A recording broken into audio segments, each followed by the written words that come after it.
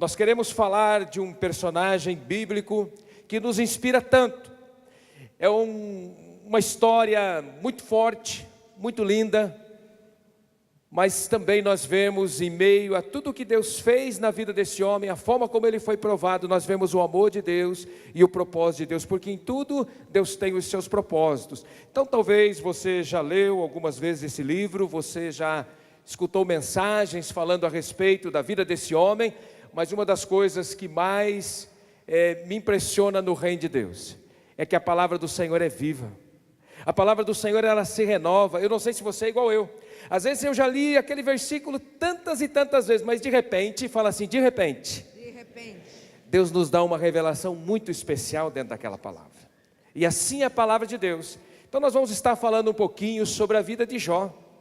A vida de Jó é uma inspiração para nós e de tudo aquilo que ele passou e a forma como ele permaneceu firme diante de Deus. Eu não sei a sua situação, eu não sei aquilo que você tem passado, eu não sei das suas tristezas, de repente está tudo bem, está tudo tranquilo. Mas eu sei de uma coisa, o Espírito Santo quer acrescentar algo à nossa fé nessa noite. O Espírito Santo quer gerar algo do nosso coração com relação ao nosso futuro. O Espírito Santo quer ministrar sobre as nossas vidas, tirando aquela angústia, aquele peso. Ele quer nos fazer entender o quanto que Deus nos ama e o quanto que Ele está interessado em cuidar dos detalhes da nossa vida. Jó capítulo 1, do verso 1 ao verso de número 5. Jó capítulo 1, do verso 1 ao verso de número 5. Havia um homem na terra de Uz, cujo nome era Jó, homem íntegro e reto, temente a Deus e que se desviava do mal. Nasceram-lhe 7 filhos e 3 filhas. Possuía 7.000 ovelhas, 3.000 camelos, 500 juntas de boi, 500 jumentos. Era também muito numerosos o pessoal ao seu serviço, de maneira que este homem era maior de todos os do Oriente, era o maior de todos os do Oriente. Seus filhos iam às casas uns dos outros, faziam banquetes, cada um por sua vez, e mandavam convidar as suas 3 irmãs a comerem e a beberem com eles. Decorrido o turno dos dias de seus banquetes, chamava Jó os seus filhos e os santificava. Levantava-se de madrugada e oferecia holocaustos segundo o número de todos eles, pois dizia: talvez tenham pecado os meus filhos e blasfemado contra Deus em seu coração. Assim o fazia Jó continuamente. Volta para mim no verso 1, fazendo favor, meu amado. Verso de número 1. Havia um homem na terra de Uz, cujo nome era Jó. Homem íntegro, fala assim, íntegro. Ele era reto, fala assim, temente a Deus. E que se desviava do mal. Queridos, este era Jó. Era um homem que tinha intimidade com Deus. Eu gosto muito quando você começa também lá no livro de Gênesis e você começa a ler a história da vida de Noé. A Bíblia fala que Noé era alguém que achou graça diante do Senhor, mediante a sua integridade, mediante a sua intimidade com Deus, mediante a sua postura no contexto que ele vivia. E com Jó não era diferente. Era alguém que tinha intimidade com Deus, era alguém que se preocupava com a sua família. Nós vemos aqui na leitura desse texto, nos dá a entender de uma forma muito clara que os filhos de Jó não eram crianças pequenas, já eram adultos, porque eles se reuniam nas suas casas para banquetear, para fazerem festa, e eles gostavam de ter aquela comunhão como família, porque o texto nos diz que eles não só se reuniam, eles chamavam as irmãs também, e juntos ali eles comiam, eles tinham aquela comunhão gostosa, aquela coisa maravilhosa de família, de poder estar juntos em volta da mesa, de poder compartilhar daquele momento tão precioso.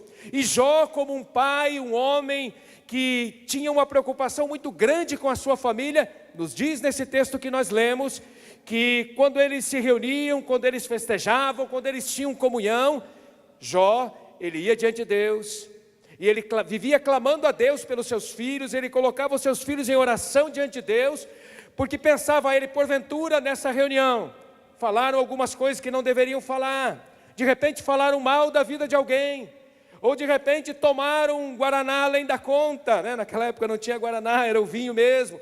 Ou seja, pode ter acontecido alguma coisa, eu quero orar, eu quero interceder pelos meus filhos. Este era Jó,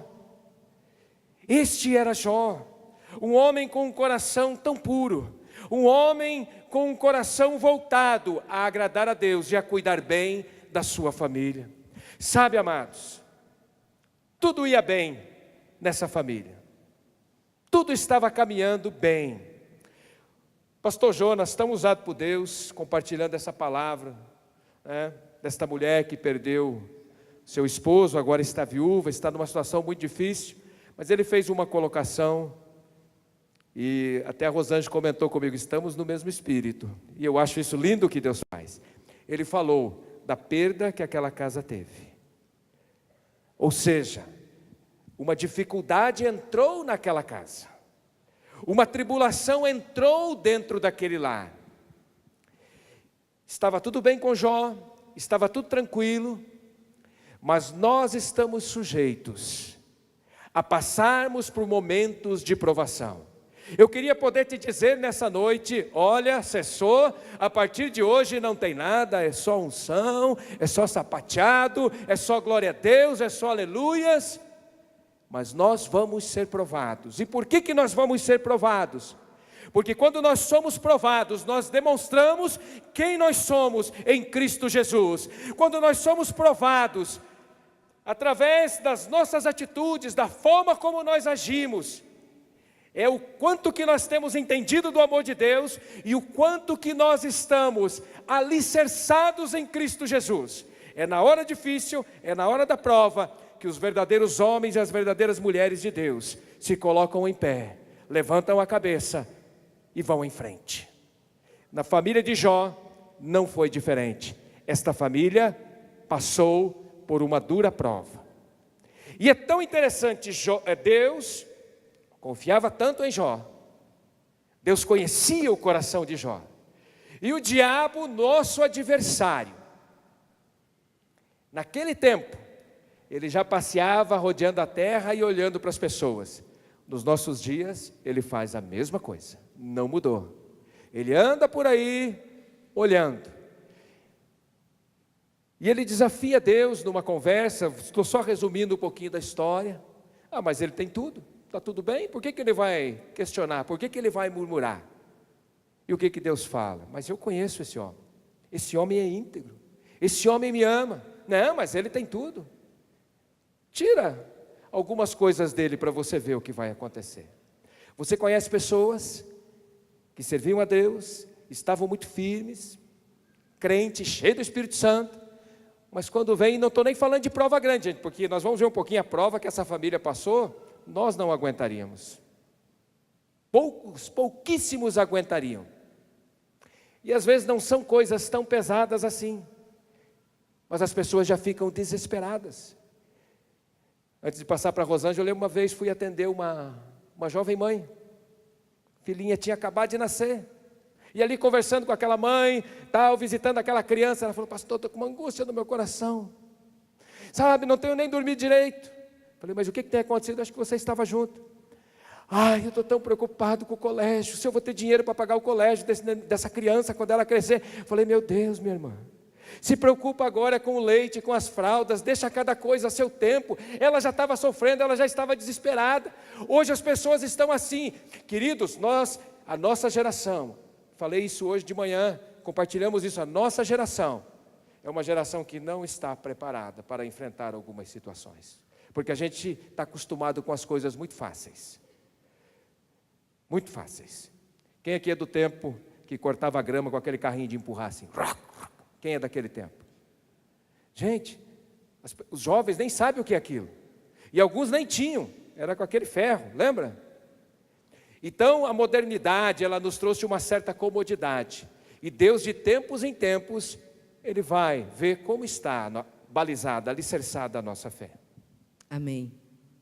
Antes de aprofundarmos depois de tantas tragédias que ele vai passar, eu quero ressaltar o temor que este homem tinha. Ali como está no primeiro versículo, Jó era temente ao Senhor. Acredito 100% que o que nós precisamos gerar e passar para os nossos filhos é o temor do Senhor. Porque quando nós temos o temor do Senhor nos desviará do mal. O temor do Senhor, a intimidade com o Espírito Santo, os pastores terão muito menos trabalho, porque o Espírito Santo fala conosco. Se porte dessa maneira, cuidado dessas palavras. Olha a música que você está ouvindo. Como você tem se portado? O temor do Senhor nos afastará do mal. A Bíblia não revela, não nos fala, não nos deixa claro que a mulher de Jó era temente, que os seus filhos eram tementes, mas o marido era temente. Esse marido temia ao Senhor e se desviava do mal. Acontece, diz lá em Atos 16:31, crê no Senhor Jesus Cristo e será salvo tu e a tua casa. Maridos, vocês precisam levantar e crer nessa palavra. Devem se portar como Jó, serem tementes como Jó, para que a salvação comece por vocês e desça a toda a casa. Para que a salvação do Senhor Jesus venha para a nossa casa, Deus quer levantar homens e mulheres tementes, mas o marido era temente e o temor do Senhor era visível na vida dele. Eu sempre falo para Osni, querido, eu amo ao Senhor, eu sirvo ao Senhor, mas você é o meu espelho, você é o meu líder, você é o meu pastor. Então nós oramos sempre porque é normal que eu vou olhar para ele, os nossos filhos olharão para nós, e eu acredito de verdade o quanto Deus quer levantar nessa igreja homens e mulheres tementes ao Senhor. A promessa de Deus não estende somente ao Osni, a Rosângela, mas a Felipe, Mateus, aos meus netos, aos meus bisnetos e toda a minha geração, que eu já profetizo que servirá ao Senhor. A sabedoria vem através do temor ao Senhor. Falamos hoje pela manhã que a geração de hoje, tão inteligente, tão capaz, tão próspera, com essa tecnologia tão profunda, tanta inteligência, mas que pouca sabedoria. Quantos jovens com pouca sabedoria. O temor do Senhor foi embora. O temor do Senhor foi embora dos namoros. O temor do Senhor foi embora quando você está na internet sozinho. O temor do Senhor, se Ele for embora, você certamente vai cair em queda e destruição. Mas o temor do Senhor nos mantém em pé. O temor do Senhor manterá, em nome de Jesus, você fiel a essa mulher, esse homem fiel a você. Eu fiz uma aliança diante de Deus há quase 30 anos atrás, em nome de Jesus, que eu me esforço todos os dias para viver, é ser fiel ao meu marido. Mas a fidelidade é provada na ausência. A fidelidade é provada quando ele não está comigo, como eu ando, como eu me porto, o que eu faço, o que eu vejo. O temor do Senhor nos livrará, nos protegerá. Nós somos 100% a favor que os casais usem aliança. Quantos casais não usam aliança? Aliança é proteção, porque se alguém olha para você, ela vai olhar direto para o seu dedo e vai saber, aquele coração já tem dono. O temor do Senhor, Salmo 111:10 diz, o temor do Senhor é o princípio da sabedoria, todos os que cumprem os seus preceitos revelam bom senso. Ele será louvado para sempre. Presta atenção, o temor do Senhor é o princípio da sabedoria. Todos os que cumprem os seus preceitos revelam bom senso. Você é uma mulher de bom senso? Você se porta com bom senso? Você se veste com bom senso? Você conversa com bom senso? A sua roda de amizades há bom senso? O que você faz na internet há bom senso? Porque o propósito de Deus é que nós possamos ser homens e mulheres de bom senso. O propósito de Deus é que as pessoas possam olhar para nós e mesmo com nós estando ainda com a nossa boca fechada, não revelando Jesus, eles possam dizer, há uma coisa diferente na sua vida. Há uma coisa diferente em vocês. Nós morávamos em outro bairro, falo isso para a glória de Jesus, porque nós não somos nada, é a graça do Senhor revelada abundante sobre nós. Mas nós nos mudamos para um bairro e passou uns dias, uma pessoa bateu lá em casa e a mulher veio perguntar, escute, eu quero perguntar, o que vocês têm de diferente? Há uma coisa diferente na sua família. E eu já pude dizer, é Jesus Cristo, aleluia. Jesus Cristo mudou a nossa vida, Jesus Cristo mudou o nosso interior. As coisas velhas já passaram, eis que tudo se faz novo. O temor do Senhor fará com que eu e minha casa possamos nos desviar do mal. Os mandamentos de Deus nos protegem do pecado. Há uma teologia da graça onde você pode tudo, aonde você pode fazer tudo, mas a palavra do Senhor diz, em 1 João 5,3, porque nisto consiste o amor a Deus, em obedecer aos seus mandamentos, e os seus mandamentos não são pesados. A palavra do Senhor diz que obedecer é prova de amor, amém? Obedecer a Deus, obedecer a Deus. O Senhor tem falado muito comigo nesses dias sobre 2P. Esses dias eu fui convidada para um congresso sobre a graça, e eu falei, amor do céu, eu vou orar, vou jejuar, eu vou falar o que Deus manda, porque há algumas igrejas tão liberais que você pode tudo. Eu falei, amor, nem que eu nunca mais volte lá, mas essa única oportunidade eu vou aproveitar. E eu não deixei de mandar o recado de Deus, não meu. Eu acredito de verdade que a graça do Senhor é suficiente para nós, mas a graça nos ensinará a renunciar às paixões pecaminosas. A graça do Senhor fará com que eu e você possamos nos portar nessa terra como um verdadeiro homem de Deus, mulher de Deus, família de Deus. Os seus mandamentos não são pesados. E Deus começou a falar comigo, Rosângela, sobre 2Ps. O Senhor falou, tudo que eu faço, tudo que eu te peço, tudo que eu te ensino, vai passar por 2Ps. E eu falei, quais são os 2Ps, Senhor? E o Senhor falou muito comigo. Primeiro P, peso. O que você faz na minha obra, o que você faz por mim, o nível de renúncia que eu te peço, é peso ou prazer? Nós precisamos aprender algo muito importante. Muitas pessoas fazem por peso, por obrigação. Muitas pessoas fazem por peso. A Bíblia fala que eu não devo adulterar. Vou dar um exemplo, mas vamos supor, se eu vivo no peso. Senhor, eu não posso adulterar, meu Deus do céu, mas aquele vizinho, misericórdia. Senhor, mas eu não vou pecar, Senhor, porque eu tenho que ser fiel para esse homem. Eu não tenho que ser, eu quero ser. Eu quero ser fiel a Ele. Eu quero ser fiel porque eu o amo. Eu quero ser fiel porque é prazeroso. Eu não sou obrigada a ser fiel. Infelizmente você pode errar, eu posso errar, mas eu quero obedecer ao meu Deus por prazer. A palavra do Senhor fala nos Salmos 1: antes tem o seu prazer na lei do Senhor, e na sua lei medita de dia e de noite. Aleluia. É prazeroso meditar na palavra do Senhor, é prazeroso vir à casa do Senhor. O temor do Senhor precisa ser incutido na mente dos nossos filhos, na nossa família. E eu quero, antes de passar para Osni, deixar um recado de Deus aos jovens: que o seu namoro seja um namoro santo. O Senhor quer levantar uma geração santa, uma geração que não se corrompe, uma geração, em nome de Jesus, de Daniel, uma geração de José, que fugirão das mulheres da vida. Mas em nome de Jesus eu profetizo que nessa igreja haverá rapazes, haverá moças que terão o temor do Senhor no seu namoro. O temor do Senhor nos conduzirá em santidade. O temor do Senhor fará com que as nossas escolhas todos os dias sejam escolhas medidas, sejam escolhas calculadas, sejam escolhas planejadas de acordo com a palavra de Deus. Prazer na palavra, prazer na palavra. A palavra do Senhor é vida, a palavra do Senhor traz alegria. Eu lembro, há muitos anos atrás, o meu irmão mais velho ia para balada, ia para bar, bebia, era super bêbado. E um dia ele falou para mim: Rosângela, você e Osni, vocês são tão quadrados. Vocês não fazem isso, vocês não fazem aquilo, e você não vai para uma balada, e você não sei o quê.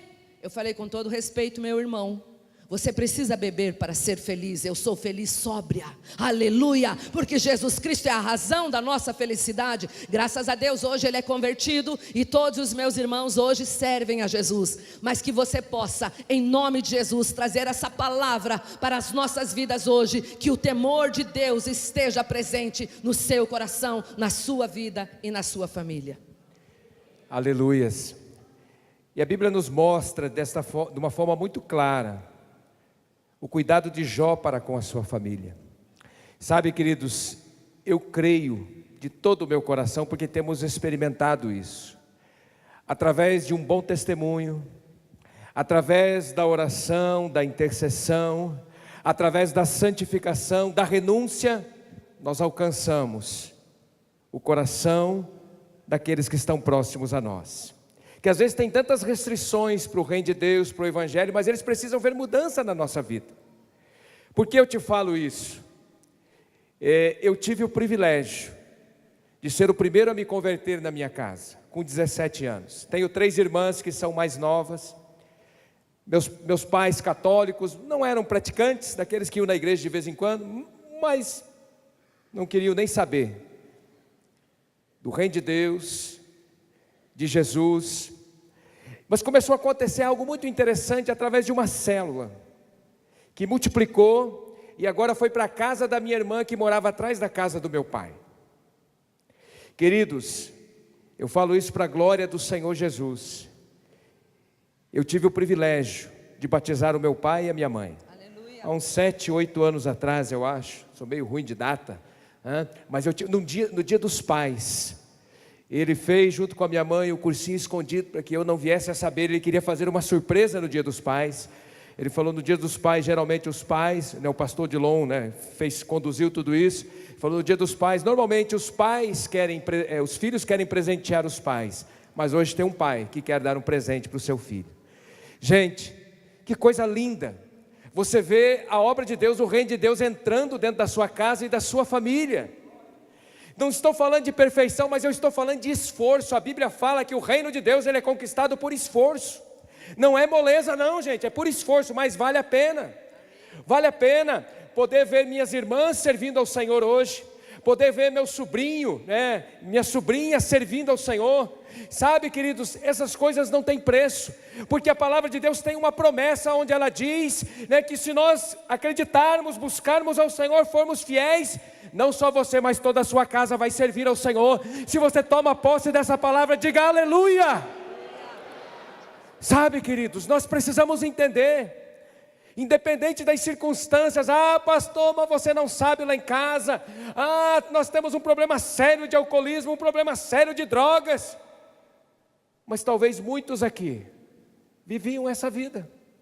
Muitos aqui, talvez as pessoas olhavam para você e não, isso aí não vai dar nada.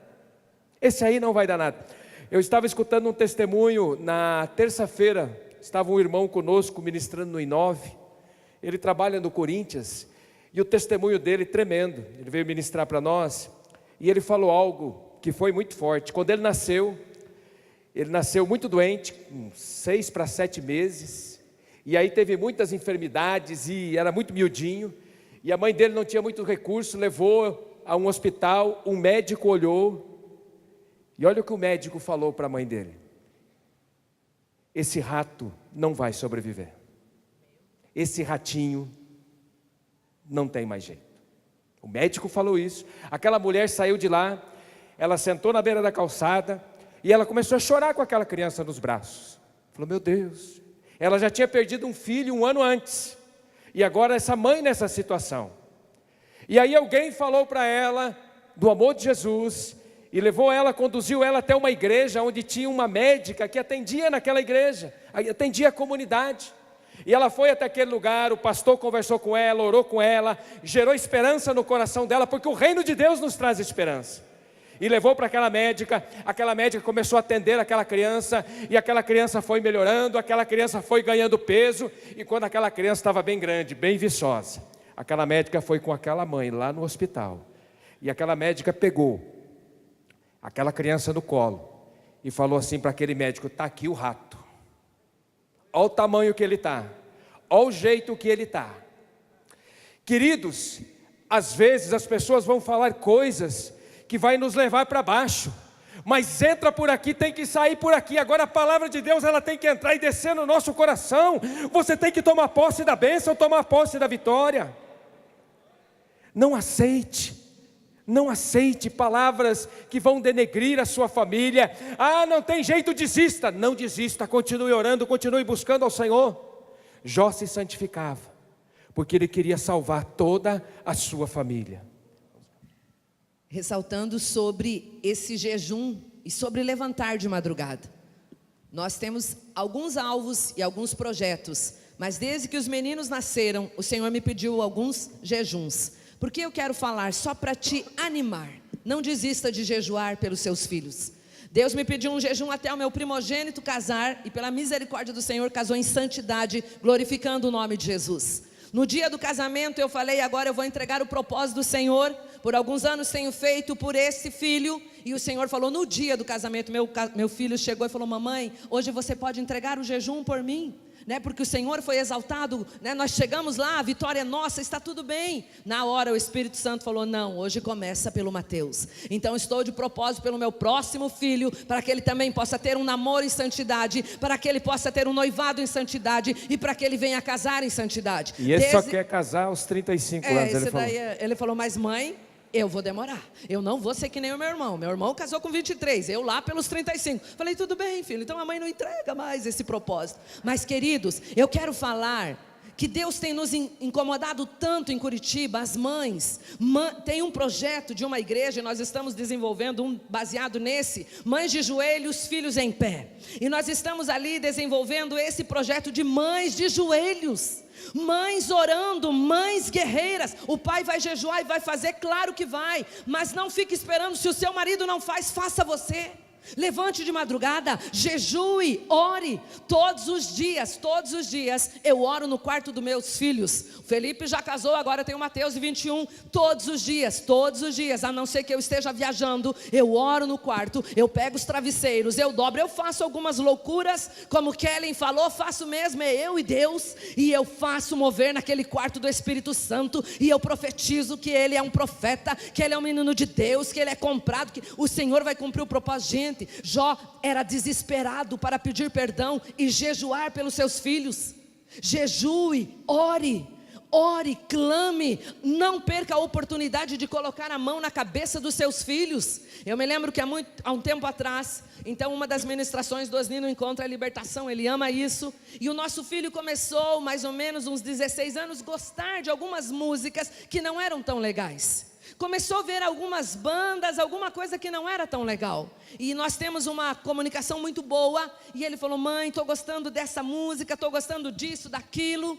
E eu falei, no secreto, amor, precisa conversar com o Mateus. E eu lembro naquele dia como Deus usou a vida do Osni para marcar a vida do Mateus para sempre. O Osni falou, filho, vamos ao quarto, ao escritorinho lá.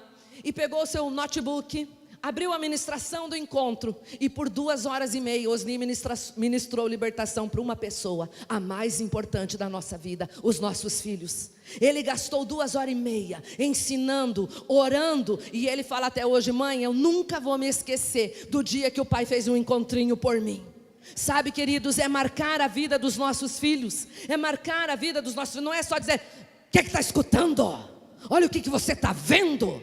Não, é trazer para perto. Por que você está vendo isso? Por que você está escutando isso? Por que você está tendo essas atitudes? A mãe quer ajudar, o pai quer ajudar.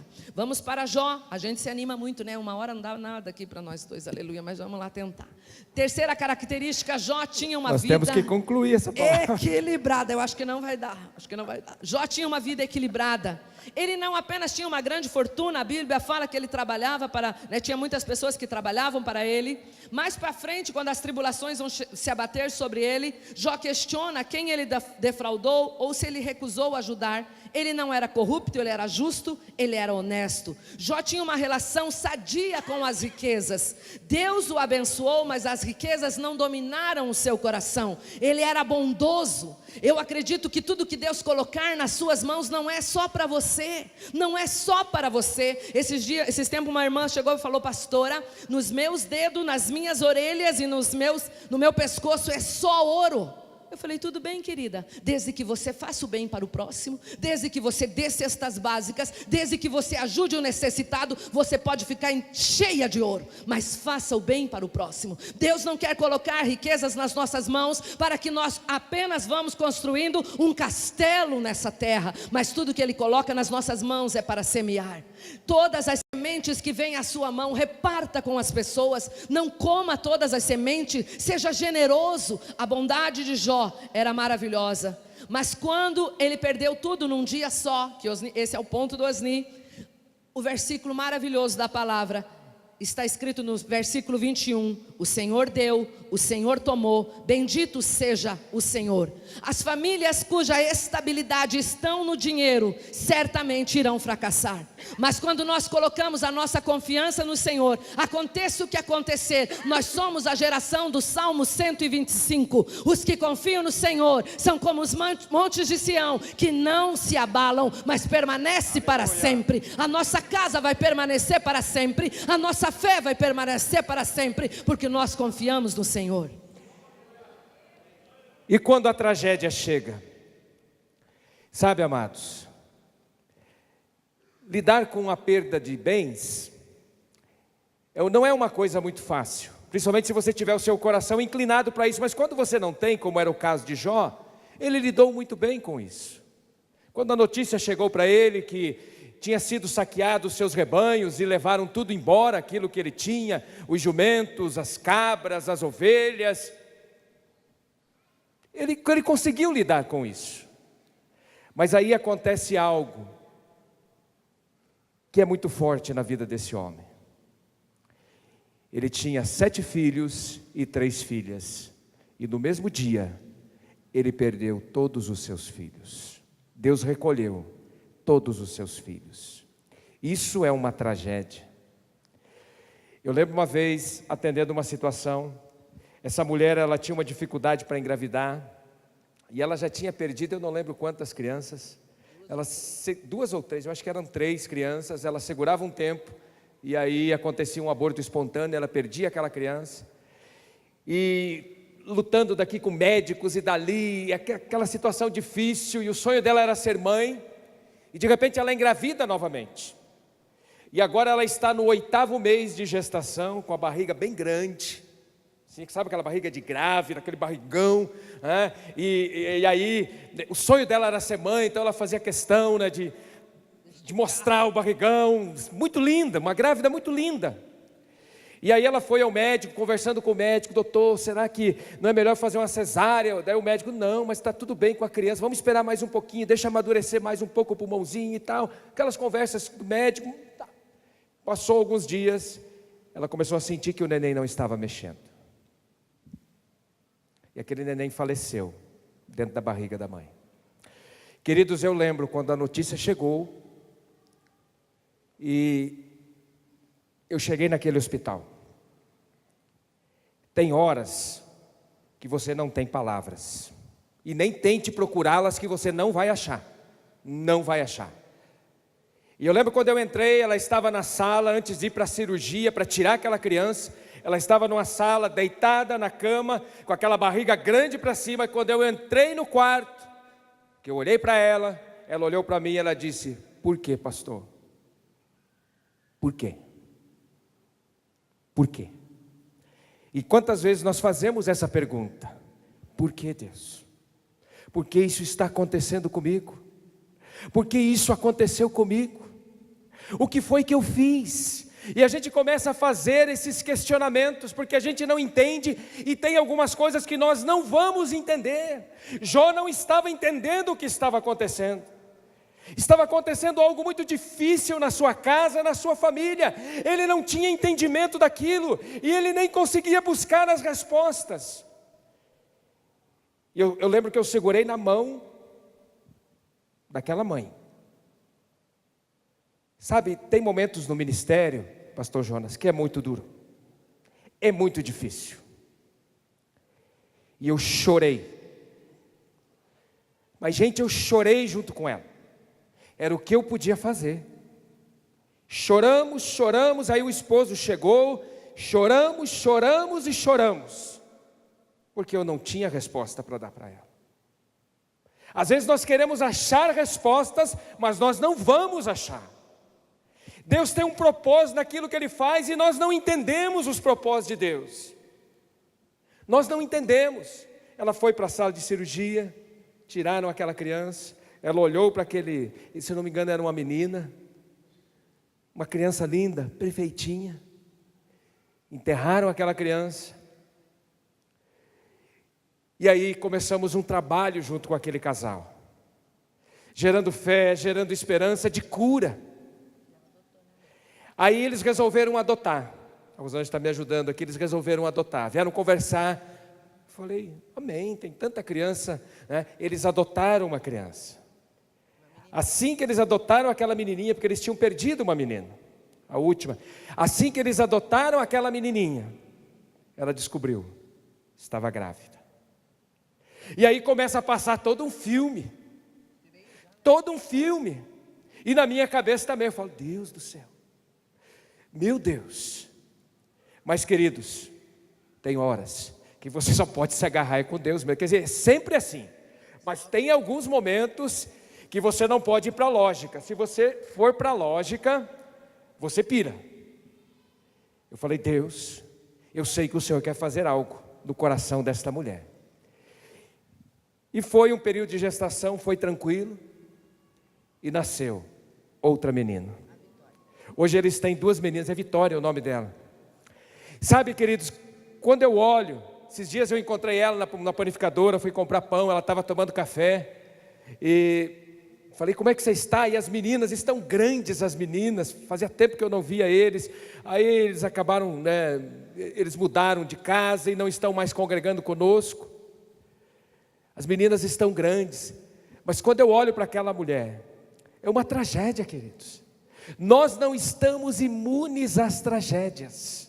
Nós não estamos. Nós precisamos entender isso. Imagina um velório, agora Jó no velório dos seus 10 filhos, 10 caixões enfileirados. Gente, tem coisas que você não consegue nem imaginar. A dor de um pai, de uma mãe. Nós estivemos num velório sexta-feira, não, foi quinta-feira. E aquela mãe, aquele pai desesperado, chorando, o filho estava ali. Agora imagine a dor do coração desse homem e da sua esposa, porque ele amava aqueles filhos, ele orava, ele jejuava, ele se santificava, ele intercedia, ele sacrificava tudo o que ele tinha por conta daqueles filhos. Mas agora aqueles filhos foram tirados dele, e todos de uma vez. Amém. Talvez você pense assim, pastor, misericórdia. Misericórdia mesmo, queridos. Nós não sabemos o que nós vamos passar. Cada um tem uma história. Tem gente que fica se comparando. Não, porque a minha luta é maior que a do fulano, a minha luta é maior que a do Beltrano.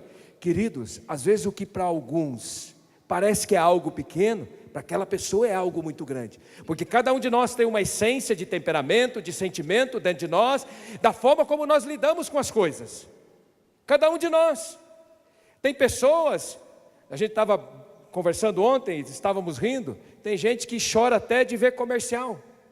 A pessoa é tão sentimental, ela chora por qualquer coisa, mas tem gente não, que é duro, está ali. Cada um tem um jeito. Então nós não podemos comparar as lutas, mas tem coisas que são tragédias mesmo. No capítulo 2, do 9, depois de todas essas tragédias, né, de ele perder os seus 10 filhos, ficar doente, ficar cheio de chagas, a mulher olha para ele e fala, amaldiçoa o teu Deus e morre. E eu estava ali orando enquanto o louvor tocava, e o Espírito Santo começou a falar, quantas vezes criticamos a mulher de Jó? Nossa, ela não era tão convertida, nossa, ela devia ser muito ruim, nossa, ela devia ser uma pedra no sapato desse homem. E eu comecei a perguntar, Espírito Santo, por que essa mulher falou essa frase? Porque como é fácil para nós julgarmos os outros, apontarmos o nosso dedo, mas por que está chorando por isso? Por que está sofrendo? Mas não é para tanto, mas você não está na pele da pessoa. Quando ela olha para o seu marido e diz, amaldiçoa o seu Deus e morre, eu fiquei pensando a dor dessa mulher. Certamente nos dias de hoje diríamos que ela estava num quadro de depressão profunda. Porque se enterrar um filho não é fácil, você imagina enterrar 10. Vocês sabem, quando a pastora Eichla, 2 anos atrás, perdeu o seu filho de 18 anos. Eu nunca conversei com a Eichla, não tenho intimidade com a Eichla, mas ela é minha irmã em Cristo Jesus. E quando aquele menino estava na UTI, eu fiz um propósito de orar todos os dias por ele.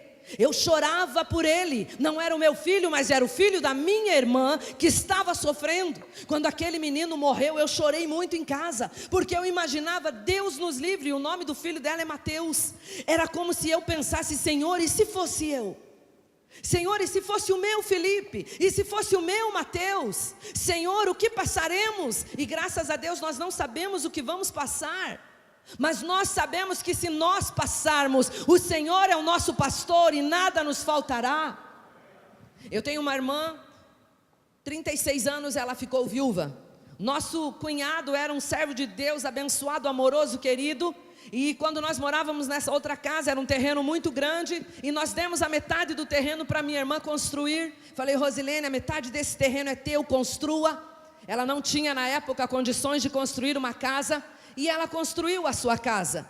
Um marido abençoado, pensa num homem, né, amor? Parecia mesmo Jó, não tinha boca para nada, um santo homem de Deus. Ela ficou 14 anos casada.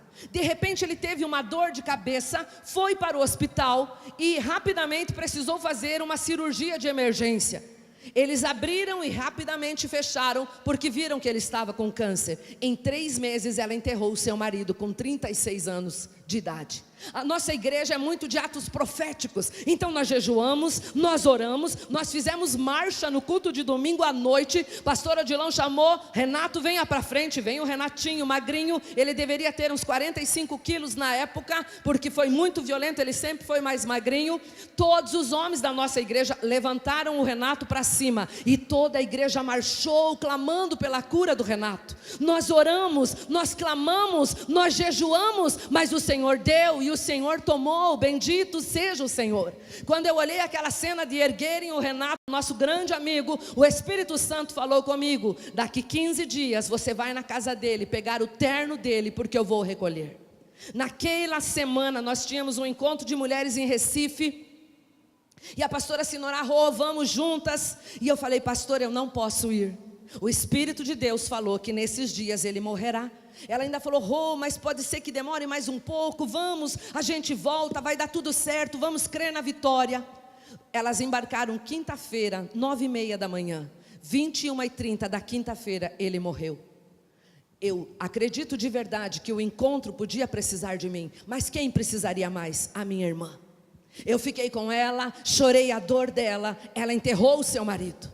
Com 7 dias, nós tínhamos uma reunião de encontreiras. E a nossa pastora é muito da guerra, da marcha, e nós temos algumas roupas de exército lá, né, nossas fardas.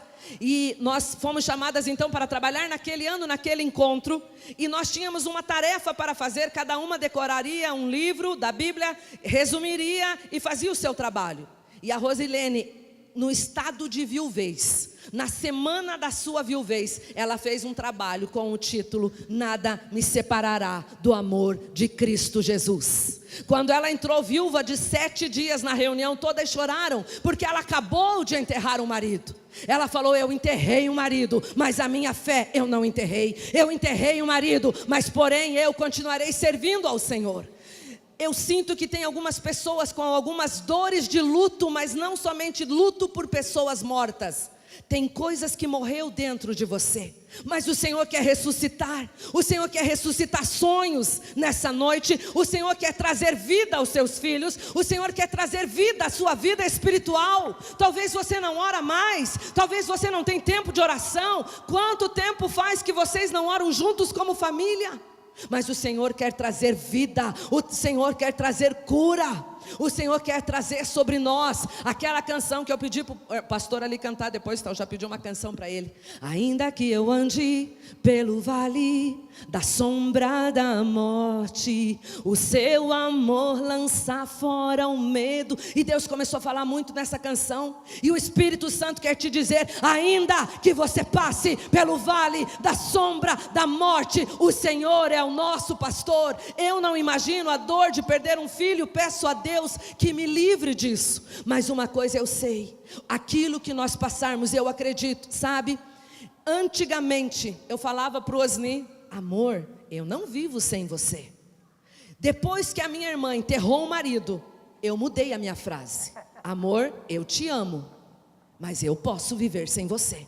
Gente, nós não podemos viver sem Jesus. Nós não podemos viver sem Jesus. Pense a minha irmã, ela não era treinada para muitas coisas, mas ela se tornou uma mulher forte, corajosa. Por 9 anos ela foi conhecida como a viúva alegre da igreja. Pensa numa viúva alegre, cheia de vida, cheia da graça do Senhor. Nunca precisou tomar antidepressivo, nunca perdeu uma noite de sono pela sua dor. Ela chorou, teve o período do luto. Um dia ela estava orando, o Espírito Santo falou: hoje, Rosilene, é o teu último dia de choro. Lembra, né, Ana Paula? Ela veio comigo nos dias que ela estava viúva. Foi a primeira vez que eu vim para Itupeva com a minha irmã Rosilene, nos primeiros dias de viuvez, e ela pôde já estar falando. Passaram-se 9 anos e o Senhor deu um marido para ela. Hoje, agora vai fazer alguns meses, né, amor, que ela casou, o Senhor restaurou os sonhos dela. Sabe, queridos, eu não sei qual a sua dor, mas nós sabemos que hoje é noite de cura. Queridos, vocês nos dão mais 15 minutinhos? Tá? Amém? Pode ser? Isso. Bem, tá? Eu já até passo os meus pontos para você, querido. A palavra de Deus é algo tremendo e a gente... sabe, cada coisa que você lê, o Espírito Santo vai trazendo tantas coisas no coração da gente, é maravilhoso, né? Eu penso que não tem coisa melhor que quando você começa a estudar e o Espírito Santo vai trazendo a revelação, ele vai te gerando um ânimo, uma esperança dentro do coração. Sabe, amados, uma das coisas que eu penso que ajudou tanto Jó, e talvez se você já leu o livro, ou já leu algumas vezes, quando os amigos chegam para conversar com Jó, a princípio parece que aqueles amigos não eram muito bons, porque eles começam a questionar Jó, eles começam a levar Jó a ver aonde ele estava errando, que com certeza ele devia ter pecado, porque senão não teria acontecido tudo isso. É esta a impressão que nós temos. Mas eu quero te falar algo. Aqueles homens foram fundamentais na vida de Jó, porque a situação de Jó estava tão complicada, só estava ele e a esposa, sem dinheiro, sem os filhos, enfermo, doente. O texto nos fala que ele raspava a sua pele com um caco de telha, o texto nos fala que ele cheirava mal, o texto nos fala que ele tinha dores terríveis, terríveis, terríveis. Gente, a dor é um negócio que ela vai te incomodando, por mais pequena que ela seja. Quem aqui já teve dor de dente? Gente, que negócio horrível. Aquilo começa fraquinho, mas chega uma hora, aquilo te incomoda demais. Agora imagine uma dor crônica, uma dor aguda. Era isso que estava acontecendo na vida desse homem. E Jó teria tudo, realmente, para tirar a sua própria vida, por conta de tudo o que aconteceu e a situação que ele estava. Mas agora esses homens chegam, esses amigos chegam, e o que me chama a atenção é que quando esses homens chegam, e eles veem Jó naquela situação, sabe qual foi a primeira atitude deles? Eles não falaram nada. O texto fala que eles ficaram 7 dias e 7 noites, do lado de Jó, calados, mas estavam juntos, eles estavam abismados do que estava acontecendo. Sabe aquele momento que eu falei que você não tem o que falar? Eles ficaram ali: olha, nós não temos nada o que te falar, mas nós estamos aqui junto com você, Jó. E eles ficaram ali 7 dias e 7 noites. Você tem algum amigo assim? Que vai ficar 7 dias do seu lado, 7 noites do seu lado, sem comer, sem beber, está ali junto com você? Aqueles homens ficaram ali, do lado de Jó. Queridos, nós precisamos plantar relacionamentos no coração das pessoas, nós precisamos realmente plantar amizade, nós precisamos visitar uns aos outros. Não é só na igreja: a paz do Senhor, meu irmão, a paz do Senhor, minha irmã. Não, mas é aquela coisa gostosa de poder estar juntos, de poder compartilhar momentos agradáveis, de poder tomar um café juntos, porque mais cedo ou mais tarde nós vamos precisar. Quando tudo vai bem na sua vida, a igreja não faz muita diferença, mas é nas horas difíceis que você vê o quão importante é o reino de Deus e as pessoas na sua vida. E esses homens, depois que passou os 7 dias, aí eles começaram a conversar com Jó. E aí eles começaram a questionar algumas coisas na vida de Jó, mas eles eram amigos, eles queriam o melhor de Jó, e Jó pôde conversar com eles, Jó pôde vomitar, desculpe a expressão, mas Jó pôde desabafar com aqueles homens.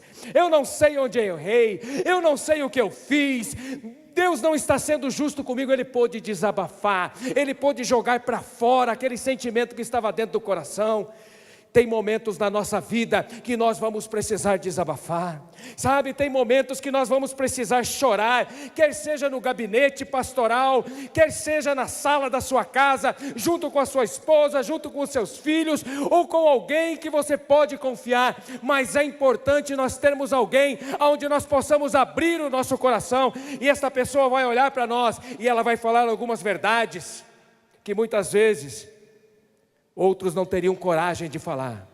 E eles ficaram ali no embate, conversando, eles falavam, Jó retrucava, eles falavam, Jó retrucava, mas Jó foi tirando toda aquela tristeza, toda aquela revolta que estava dentro do coração dele, ele não estava entendendo o que estava acontecendo, mas aquilo foi um refrigério para Jó, queridos.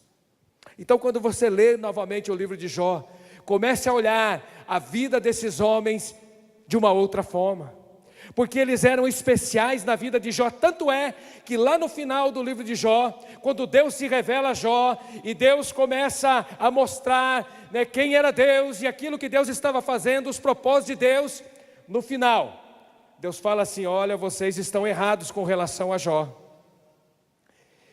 e eu fiquei bravo com vocês, mas Jó vai orar e vai interceder por vocês, e eu não vou fazer nada com vocês. E agora é Jó que intercede pelos amigos diante de Deus. Queridos, que coisa linda saber que tem momentos que as pessoas vão te ajudar, mas aí de repente você vence, aquela tragédia passa, e agora você pode estender a mão e ajudar e abençoar alguém. Amém, sabe, amados, eu começo a falar dessas coisas, eu vou me empolgando, porque o reino de Deus é maravilhoso, a igreja é uma extensão da nossa família. Amém, sabe, por isso que é importante congregarmos. Eu sei, vocês transmitem culto aqui ao vivo. Claro, às vezes acontece alguma situação, algum imprevisto, sabe, não está bem de saúde, não pode vir à casa do Senhor, mas quando puder, venha à casa do Senhor, porque lá na internet, lá na sua casa não é a mesma coisa. Você está sendo abençoado também, mas isso aqui de estar junto, sabe, isso aqui de você poder olhar as pessoas, esse calor humano, isso aqui é extremamente importante. Dentro da nossa casa precisa acontecer isso, dentro da igreja precisa acontecer isso, porque isso vai nos ajudar a reconstruir, a colocar os tijolos no lugar. Amém, amados?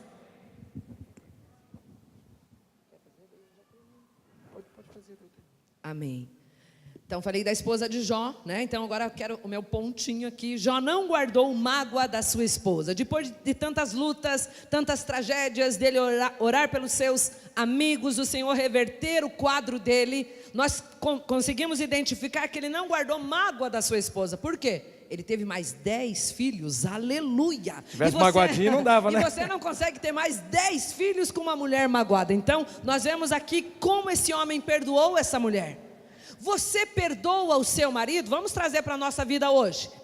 Ele perdoou, ela perdoou, houve entre eles restauração, amém? Os muros foram levantados, certamente ela não teve uma amnésia de esquecer as dores que ela passou, certamente ele não teve uma amnésia, mas Jesus cura de verdade, e agora eles reconstroem, mas o foco é eu e você.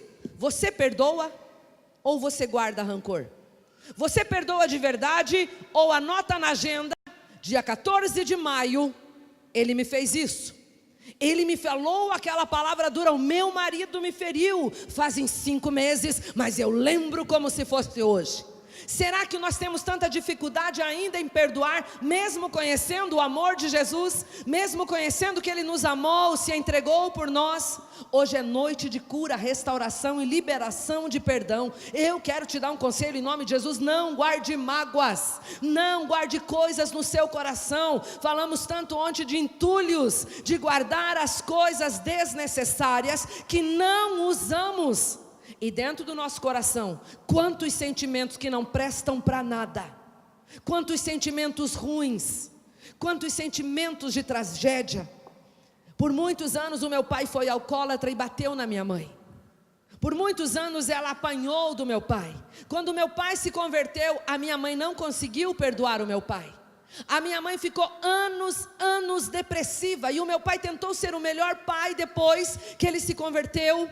Ele fez algumas coisas ainda erradas na vida, né? Bebeu, fez muita coisa escondida, mas o que gravei na minha mente quando meu pai tentou mudar, a minha mãe não deu uma segunda chance para ele. Todos os dias ela falava, você me batia. Todos os dias ela lembrava. Todos os dias ela lembrava. E ele pedia perdão, mas não adiantava, porque todos os dias ela era como uma goteira. Amo a minha mãe, honro a minha mãe, não estou desonrando a minha mãe. Eu quero falar como mulheres guardam mágoas e homens também. A minha mãe ficou amargurada, depressiva, viciada em remédio de tarja preta.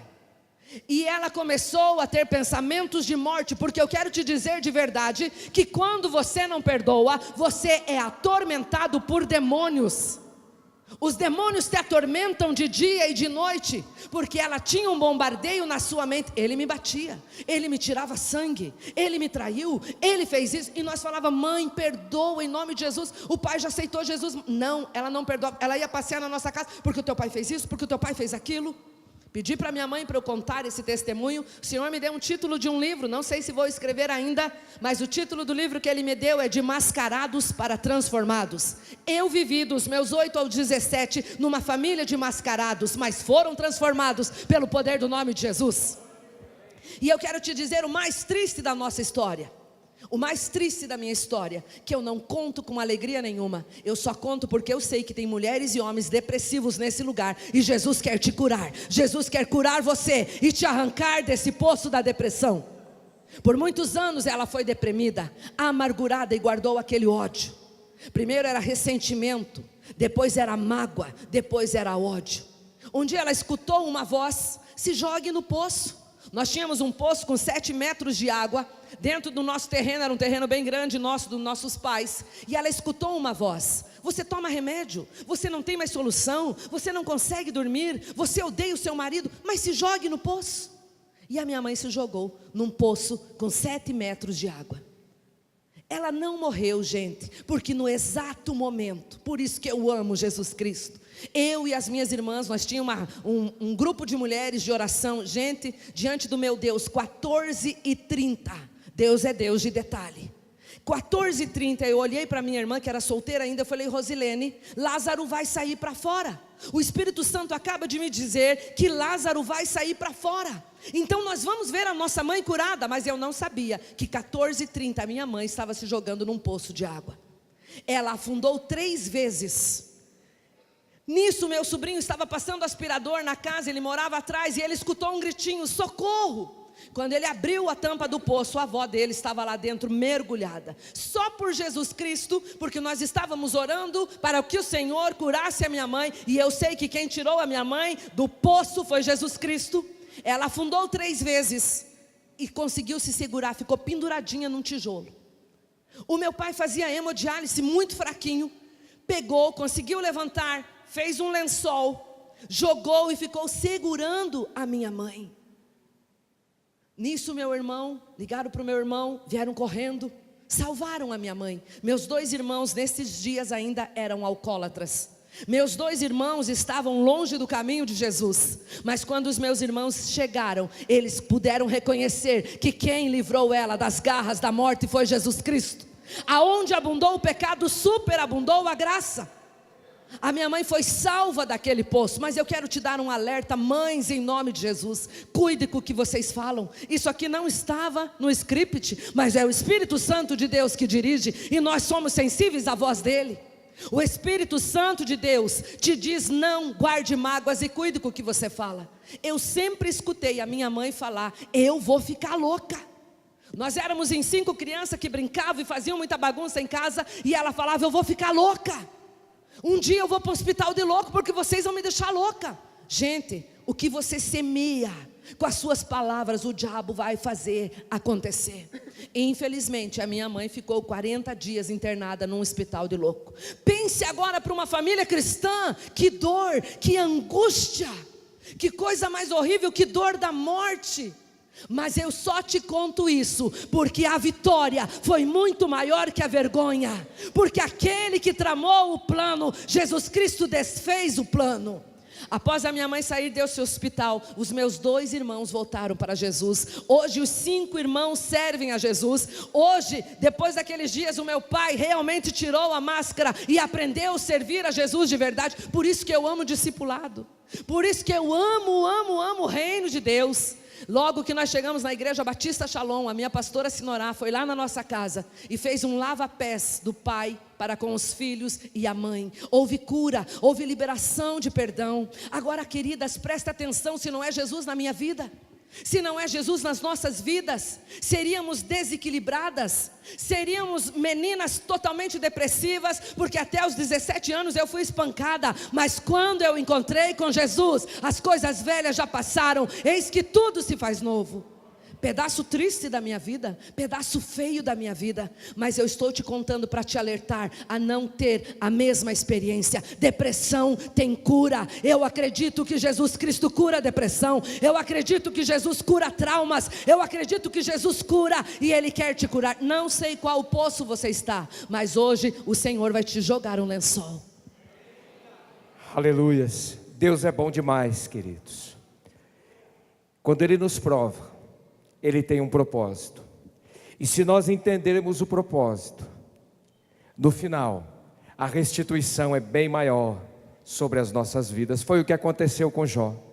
Ele não entendia o que estava acontecendo, ele perdeu os seus bens, ele perdeu os seus filhos, ele ficou enfermo, ele ficou numa situação muito difícil, mas agora o que nós vemos é Deus restituindo tudo em dobro na vida de Jó.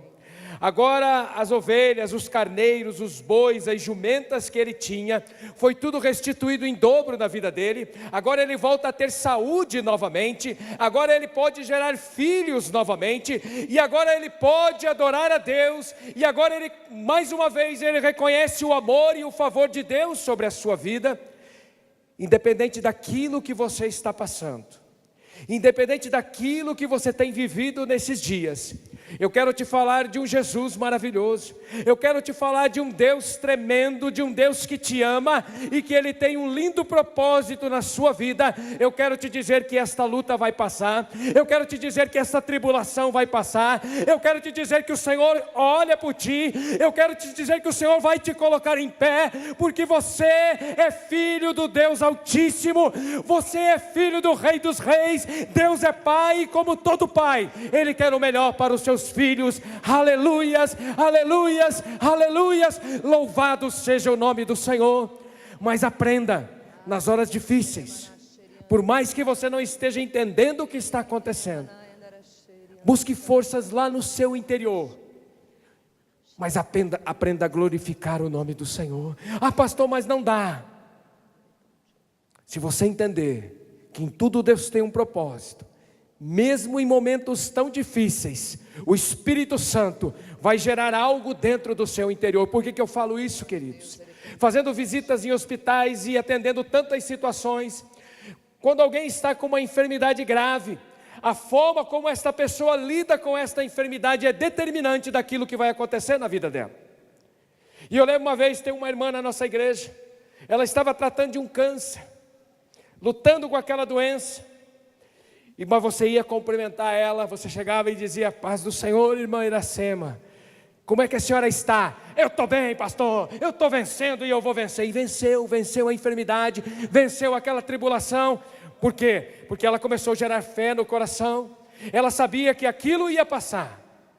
Sabe, amados, a Bíblia nos fala que Paulo, ele tinha algo que o incomodava muito. E você que já estudou teologia, você vai procurar e tem várias linhas de pensamento a este respeito, sobre o que incomodava Paulo. Alguns chegam até a falar que ele era casado e era a esposa que impedia o seu ministério, mas não sei. Mas a grande questão é que Paulo, algumas vezes, ele orou a Deus para que aquilo fosse tirado dele. E o que Deus fala para Paulo? A minha graça te basta. Porque infelizmente algumas pessoas, se elas receberem a bênção, elas não vão valorizar e vão desviar do caminho do Senhor.